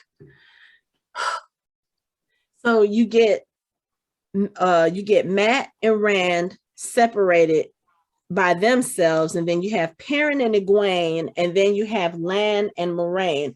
All of them have to get out of the city, which thankfully they all make it out, but they're all separated now. Like, it's almost like they came out on 3 different sides of the city, and there's no way for them to kind of like find each other at this point. So they're just separated. And Lan, of course, is trying to check on Moraine and make sure she's okay. And who comes out of the woods? Nynaeve. She's alive. Mhm. And I was like, oh, this is going to be interesting. Like, my thing is, how the hell did you escape from a Trolloc? So I need to know that. Nynaeve is that bitch. Y'all just don't know. Yeah. I mean, is the problem. she seems like it.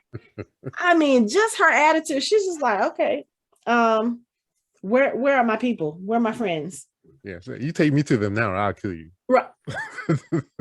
And I believe it too. Right. I mean, because think about it. For real. She got taken off by Trolloc, and she's alive, and it almost looks like she's for the most part unscathed. Yeah, she done killed some folks. She done killed some things. Maybe not people. She done killed a Trolloc or 2 in order to get there. But I'm like, if you think about it, that means she had to have been following them the whole time, because how do you all of a sudden, like, they have literally traveled across the country on horses, you know, trying to get away from those Trollocs. Like, first of all, how did she get around the army of Trollocs? Because they had them at the ferry crossing. There was the whole army there. So she had to get across the river somehow. How did she? I just have so many questions. So many questions. Like, what did you do? Where are you? You can't just be a normal, what did they call her? Wisdom. Wisdom. Yeah. There has to be more to her at this point. Well, I saw it and I was like, okay, this is interesting. And then I had the same questions, but then again, I was also like, in not spoiling, in the book, first book, she's just pissed off enough that she's like, I'm not letting them out of their sight no matter what. I'm going to go find them. I'm going to go get them, and I'm going to bring them back to the village. Okay, that's her whole mindset in the first book. That's all I'm saying. I'm not going to anything else. Mm-hmm. So seeing it translate to screen, she would have done just about anything to get them back, not because she cares about them, because they pissed her off because they left in the first place. See, my theory is that she takes her job because she's so young to be a wisdom. She's about 10 years younger than a wisdom should be in a village. She's very sensitive to the fact that she's got to feel that she has to prove herself over and over to the people around her that she's worthy to do the job. Okay, so her personal sense of responsibility is override anything crazy or crazy-ish to get things done. So I was not surprised to see her. I was more along the lines of, okay, she made it through, she survived, and she's going to bring them back, and she's going to tell Moraine to kick rocks. And that's all I took it for. I don't think she's going to be that that's polite. How she is. Well, that's how she is throughout the whole series of books. Kind of figured that. She is responsible for them. Yeah. They are her responsibility, and she's going to do whatever it takes to make sure that they're okay. Okay. Yep. Even if she has to push Moraine around, she'll do it.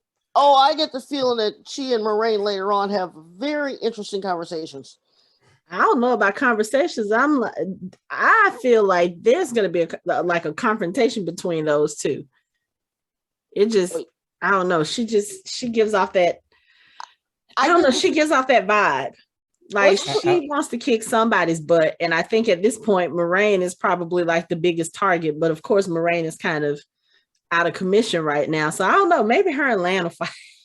All I'm saying is that, and I haven't gone any further than what I told you guys, I have a feeling that in the next couple of books, if she gets any amount of power, she might be able to kick Moraine's ass. That's all I'm saying. Just because she's angry. Doesn't mean the most powerful person in the room doesn't always win the fight. That's the true. Smartest person in the room wins the fight. That's true. That's true. But yeah. I don't know. I was going to say something, but I don't want to spoil anything. Don't be spoiling stuff. No spoiling. And stuff. Anthony, you realize that I've been very good this episode. We're gonna give Lori a hand because I know she's chomping at the bit. The cool thing is there are a lot of people there are some people who don't really like the show, especially the book readers. And that's because they all say, oh, it's not like the show, it's not like the show, they've changed this, they've changed that. Only about, so far, 70% to 80% of what we've seen has not happened in the book. It's all original. That's a but lot, though. Mm-hmm. it is a lot, but they get across a lot of the things that you would have gotten to this point. Okay. Like the story of Manetheren wasn't told the way it was told there. It was Okay. told in a different way in the book. Okay. There's characters that we have met that we haven't met yet that we would have already met. Okay. But they come later. There's some things. My point, I guess, what I'm trying to say is it doesn't bother me because I'm still getting the same information and the same story that I would have gotten from the book. It's just being told in a different way. Okay. And the best comment I've seen in the Facebook group was, just think of this as just another turning of the wheel. Like, some of this stuff has happened before, it's going to happen again, it's happening now. Just imagine this is just a different version of the wheel. And I'm like, that seems appropriate for this content. Yeah, I think we're in the same Facebook group. I think I saw that too. But did you also see the thing that they floated yesterday, which blew my mind? I was like, I had to take my brain out and think about it. For season 2, they're flirting with the idea of just writing it from the writer's room and not using any source material at all. You're just going to run with it. I wouldn't be upset with that, because they've done a pretty good job of not trying to stick to everything that happened in the book. Is this not possible? Because it's what, 13 books? That's a lot. That is a lot. And you can't, like The Expanse, which has got 6 seasons, which is ending next week. I'm so sad. They're ending The Expanse right at just about book 7 of the 9, which I'm not mad about. But with this, with the 13, 14 books, and with Sanderson finishing the books, you would have to do 13 seasons. And The Expanse was booked out for 10. Wheel of Time possibly might get 6 at the same amount of time. With that, and with 8 to 10 episodes or 12 episodes or whatever they decide, you're not going to be able to tell everything from the books all the way through. Yeah, I was going to say, I don't think so, because this season was only 8 episodes. Right. And I haven't finished. I got 4 left. But based off of my experience with The Expanse, the first 4 seasons of The Expanse did manage to get every book that season was supposed to be in. And they got everything in.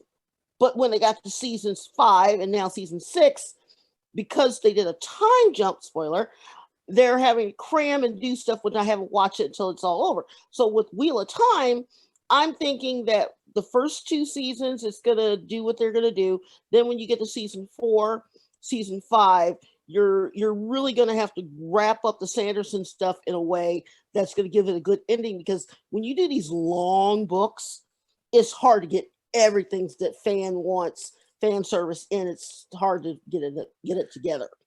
I think they're gonna take their cue from Lord of the Rings. Winter is coming. Not Lord of the Rings. Game of Thrones. Because the difference is they got to a point in the Game of Thrones where they had to make up stuff. Yeah, that's true. Because they surpassed the books. They passed the books. Got those Here, books. They have the books. Right. They know where the story ends. They know all the major events that happen. So they can literally just look at the outline of the remaining books and say, these are the only points that we have to hit, and everything else they can adapt and interpret however they want to, because they know where the story is going. Okay. And I don't have a problem with that, as long as they keep with what's happening. I mean, I was a little bit thrown off by, I have watched, like Hanako, I watched the whole thing. I was a little bit thrown by the end, but it makes sense in a TV format versus what happened in the book. Okay. And even up until this point, all this, the Shadow Logos stuff, there are things that they just can't do that's in the books. They just can't do it because it would take forever and it would be boring. So I like the way they've done it in the show. Okay. Because it's the same stuff. Like, all the characters are exact, except for Matt. All the characters are exactly how they are in the book. True. Okay. Okay. I don't know why they're doing Matt this way. I think they have some alternate plan for him. I don't know if it's because the actor's going to change, but I don't like how Matt is being portrayed, and it really bothers me. That's the only thing that I don't really like about the show. Now, did he leave because he got fired, or he had another project to bring somebody else in, or was it the pandemic? I don't think they've said They yet. They haven't said. So, yeah.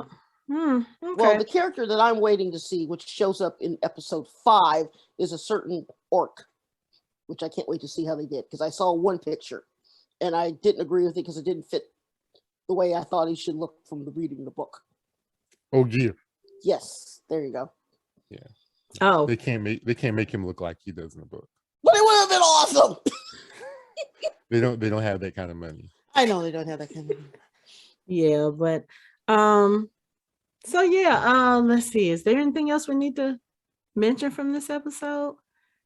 Talk about? I am of the impression that Rand, even if he is the dragons, whatever, is soft. I'm about tired of him already. It's like why? I knew you because because he's all in his feelings about Egwene, about how he's been treated, and how it's like he didn't want, like, he went to go be alone. Then she came out there to lay with him and keep him company. He was like, I just want to be alone. And then he doesn't talk to her. I mean, I understand like he's being all like standoffish, but it's like he just really got on my nerves. I mean, think about it. This is a guy who pretty much, I guess, him and Egwene had talked. They had like envisioned how their life was going to be, and then all of a sudden she decides she wants to train for wisdom, which not only affects her, it affects him too. And then before he can even process that and really like come to accept it, your village is attacked, your father is attacked, and then you're told, oh yeah, you may be this legendary dragon reborn, and now we have to take you away from everything you've ever known, and you have to flee for your life. And we have to remember these people are only 20 years old. That's a lot for him to have to deal with. But I think even with all of that, the fact that he's asking for space, think about it. We've talked about this before, and I think we even talked about it when we talked about the first episode of this series. In terms of people in relationships and dealing with difficulties in relationships or whatever, somebody's got feedback somewhere. But, the fact that they can have conversations and he can be like, okay, you know what? I came out here because I needed time to myself. And she got up and she was like, oh, okay, cool. And then he was trying to apologize. And she was like, no, I understand. The fact that they can even do those kinds of things, that's so different, because usually people always get offended. Like, oh no, I just want some time to myself. Oh, fine. Or what? It's a lot healthier than we've seen in relationships in most of what we watch. He's going to be upset. I mean, this is the person you thought you was going to marry and have children with, and all of a sudden you realize that that's not a possibility. Who doesn't need time to process that? Who's not going to be a little bit upset about that? But he's not really going off about her. Yeah, he had his one little outburst like, yeah, you already did that, when she says, she's kind of going off on him about how he's treating Moraine. But again, this is a woman who y'all didn't even know a week ago. She came into your village, and in his mind, you come into the village, and then immediately afterwards, we get attacked by Trollocs. Then we get taken away, told that we have this possible destiny. You're not giving us any information, like we talked about at the beginning of this episode. Yeah, I can understand him being the way that he's being, because he's like, look, you got me running for my life and I don't even know what the fuck I'm running for. Like, give me a little more information. And then on top of that, I got to deal with this relationship stuff too. I'm still worried about the people back home, and you are being very vague and very evasive. He has a right to feel like that, but he's not. I don't feel like he's being the way you're saying, like he's being all whiny and stuff. I think he's having very realistic reactions to everything that's going on around him. And in a lot of ways, he's still showing a semblance of maturity because he's not being childish. They're dealing with a whole bunch of stuff. And he's like, okay, look, you want to sit here and be vague when we're asking you questions? No, damn it. Tell us what's going on. What are we getting ourselves into? I mean, they just watched her sink a boat and the ferryman because the ferryman was concerned about his family. And granted, I understand why she did it, but if you're looking at it from that point of view, like, this dude just helped us. He told you that he's concerned about his son and his family. And instead of trying to find ways to help him, you sink his boat, which probably is his only means of income. And because he tried to save it, he ends up dying as well. I don't blame Rand for the way he's acting, because at this point, if I was on that trip with Moraine acting the way that she's acting, I would have a lot of questions too. And then, of course, with them being the men, I feel like she's being purposefully more evasive with them because, like Anthony said, she can't sense their power. She doesn't know what they're capable of. All she knows is one of these four has the power to either save the world or completely destroy it. So, yeah, I'm going to keep y'all at arm's length for right now while we try to figure this out. I don't think his reaction is inappropriate at all. I think he has, I think he's more than justified for acting the way he's acting. He could be acting worse. He could be more childish. He could be going off on Egwene all the time. He could be going off on Moraine way more than he is. But I think he's kind of, while he's dealing with the shock of everything, I think he's still like being reasonable. You may be right, Hanako, but I still agree with Mike on this. He's a whiny, bratty kid. Well, at least he's not whining about his dad every 5 minutes. Oh my god! Let's not talk about that. Okay, all right. She's talking about the book. Every other paragraph. Every other paragraph. Really? About his dad. Okay. Look, I'm just saying. Like, look at it like this. At that moment, wasn't the one that was teaching her was gone. As far as they knew, she was dead. So there was a good chance that she might not actually get to go through with her teachings. There's still a chance of that. So I mean, I just feel like I feel like his reactions were just kind of. When you say there's still a chance of that, what do you mean? Of like her going through with her wisdom training, like. Oh, okay, yeah. I mean, if they ever go back to the Two Rivers, right?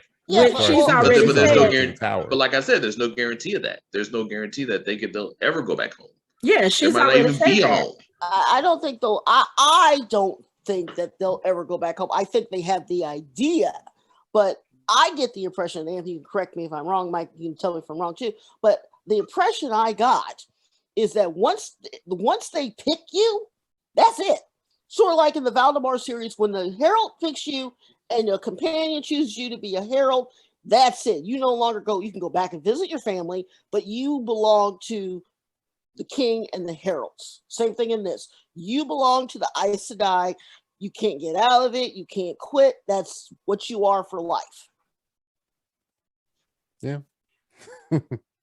Yeah. Any But I mean, any woman that they come across, they're gonna take them to the tower for the most part. yeah. So I don't know. We'll have to see. But I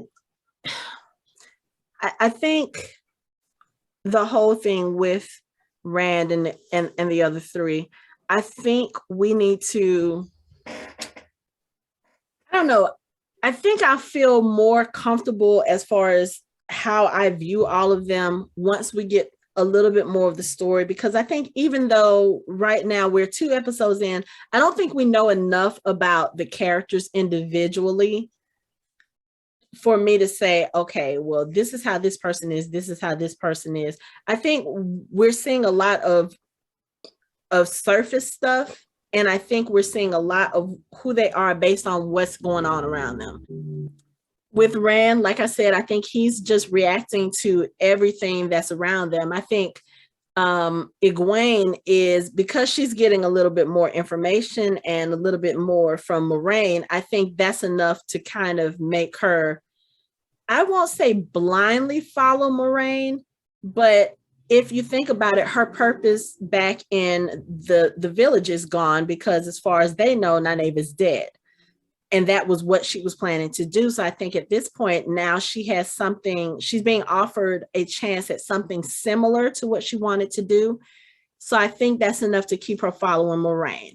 Perrin is just, I think Perrin is still in shock, you know, not just from the Perrin's attack. lost right now. Because he's got a lot of guilt that he's dealing with because, you know, he killed his wife, and even though it was a genuine accident, like there was a lot going on. You got Trollocs in your house fighting, you and your wife are fighting side by side, and you know, when she comes up behind him, he thinks it's a Trolloc, and I don't think, you know, that's a mistake anybody could have made, but you know, he feels a lot of that guilt, and of course I don't think he wants to tell them just in case they may blame him as well, even though I think anybody who hears his story would be like, dude, that was not your fault, don't carry that. But I think right now he's just, you know, we always have to have somebody who's broody in the group, and so right now Perrin fits that bill, and Matt is just kind of like throws caution to the wind. Like he's very, I feel like he's very much the he is the troublemaker, but I also feel like he is the one for the most part that grounds all of them, because everybody else is kind of responsible in their own way, and he is as well, but he doesn't have his sisters with him, so now he's more like comic relief, like trying to tie everyone together, or trying to be the one, you know, he's the one that talks to Rand like, don't be an asshole. Like he's the person that's gonna kind of ground all of them for now. I don't know what's gonna happen now that they're all separated, because I think with them being separated into the groups that they're separated into now, we'll start to see a little bit more of their character personalities come out and see what they're really made of. And I think it's going to be really interesting with Rand and Matt, because like I said, I feel like those two are the ones that are kind of like the coin toss. Like, okay, are you the dragon that's going to be good, or are you the dragon that's going to fuck shit up? I think it's between those two. So I think we'll get to see a little bit of that as they, I don't know, I guess journey to find each other. So I don't know, but it's a very interesting series so far. I did join that Facebook group that you talked about, Anthony, and I think I was in that group for less than a day. And I had to leave it because I was like, if I see one more individual post about how this is not like the books, I was like, and I'm thinking, of course, I'm Harry Potter fandom. I'm like, oh my God, is this what we sound like? Are we this bad? Yeah, I was just like, oh. You should have seen the Dune post in the Dune Facebook group. It was even worse. Oh no, that's okay. I don't need it, because after a while, I got to a point where I knew how to separate the books from the films with Harry Potter. But I don't know. I feel like these people in this Facebook group, they are so much worse, because they really sound like the way you talk about Rand, Mike. That's how I felt about some of these people in this group. I was like, oh my God, unfollow, leave group. I couldn't do it. See how I go. These are my people. Okay, these are the people who are like me and Anthony, who just basically mainline fantasy fiction all the time.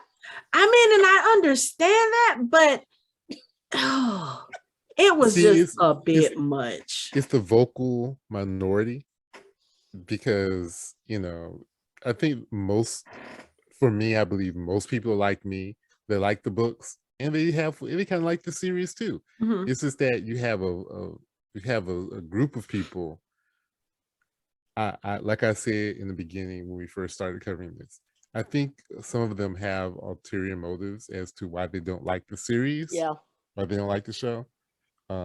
Because people were still posting, this is who I think should have been casted. Right. These are all the different people who should have been casted for this. You know, they were still doing casting things. Like, oh, you know, I don't think she's a good Egwene. They should have put this person. And, you know, of course, I'm not going to put the militant hat on, but I'm just saying, We get I it. think a lot of people they may not be aware of it or cognizant of it, but that's sort of one of the things they don't like about the series, and they just want to. They either aren't aware of it or they don't want to say it out loud. The Anybody other who thing does is, that, believe me, they're aware of it. yeah, and then there's some people who yeah. they want the books to be portrayed a specific way on the screen, exactly how it is in the book, and they don't understand that you can't do it that way. Yeah. Imagine how I feel when they did the Dresden series. Even though I love Paul Blackstone, imagine how I felt. Okay, we got one season of Dresden. It wasn't bad, but it wasn't great. Okay, those people, I actually think they disabled that Facebook group because it was just that bad. Okay, Wow.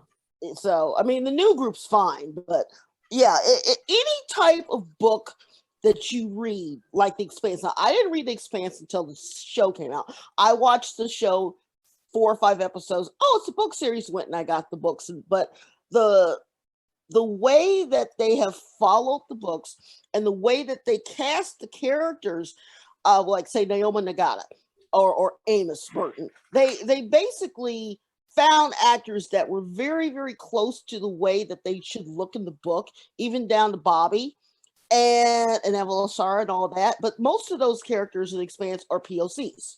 Okay, so going in, they had a certain look.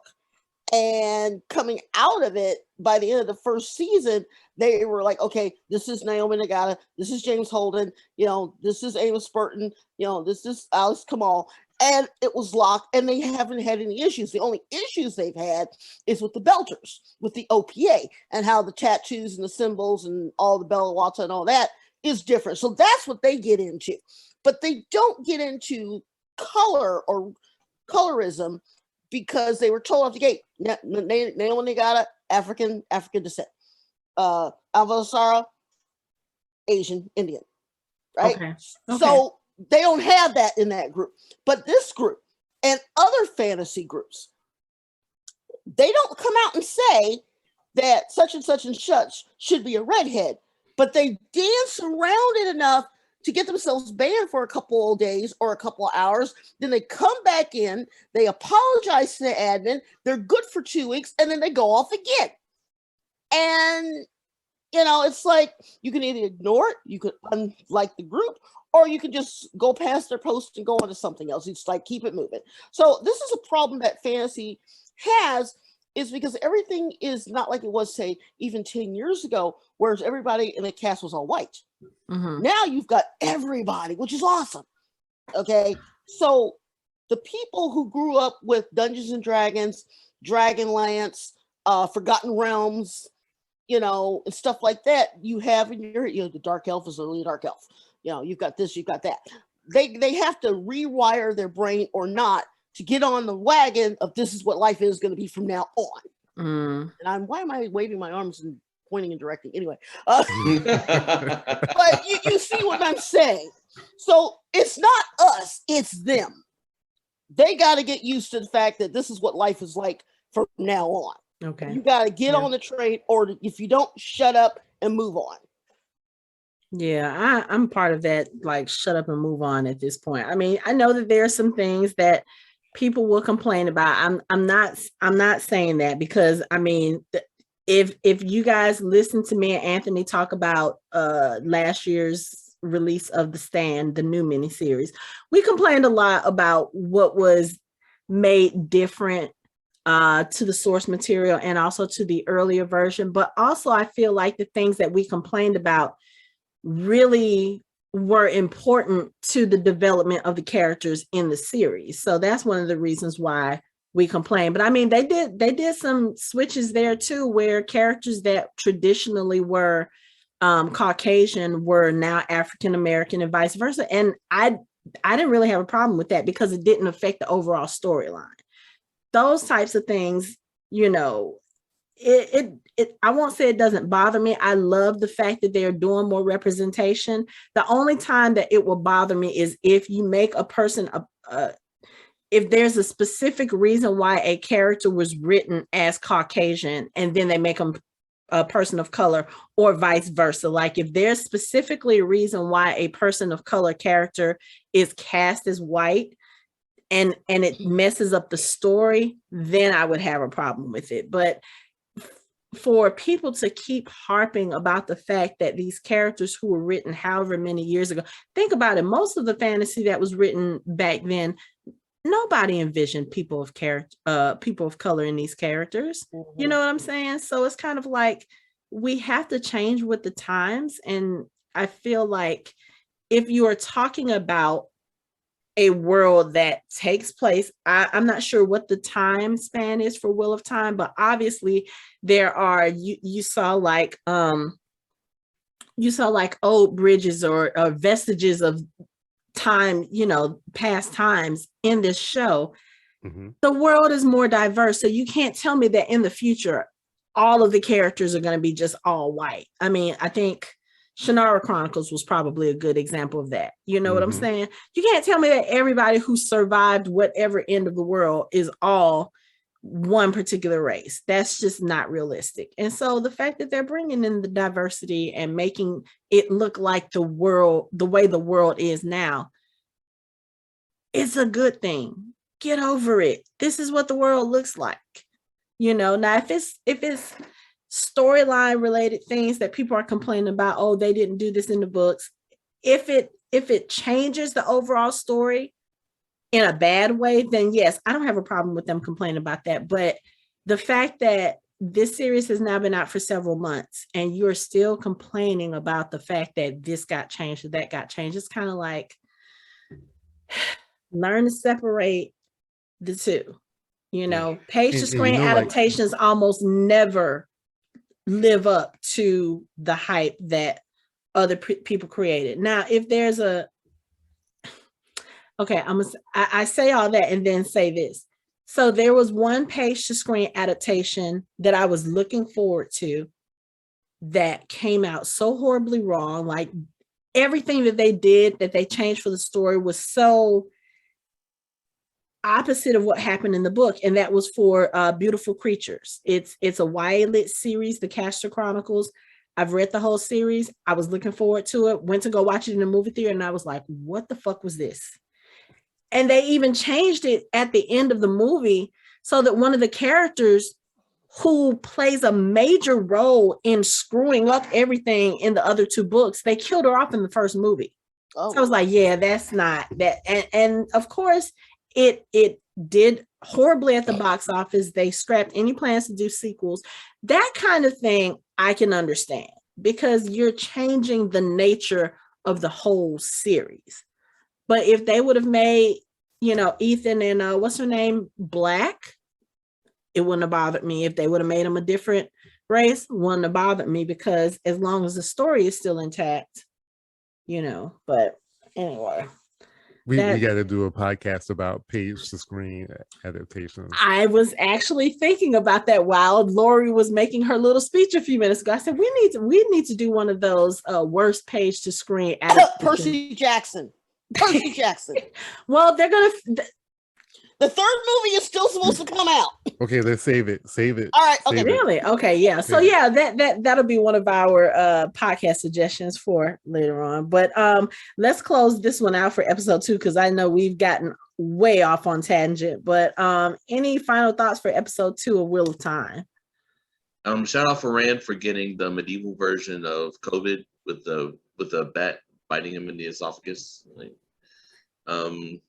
I'm really I'm looking forward to seeing how Perrin's story pans out, because at some point he's got to tell one of them what happened. So I'm looking forward to seeing how that runs out. I'm looking forward to see how Matt's greedy ass gets caught out there with that dagger. That has to be something that's going to be really, that has to be something that he brought something out that should have stayed in, and it's it's just how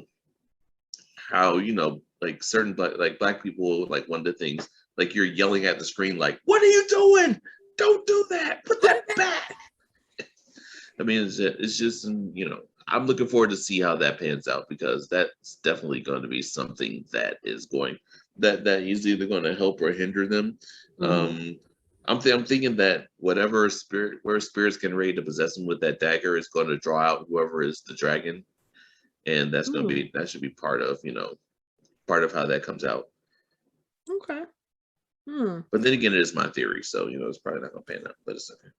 Well, we'll see. We still have 6 episodes of this series to get into. So we'll see which of your theories pan out, Mike, for the rest of the show. For right now, that's it for our show.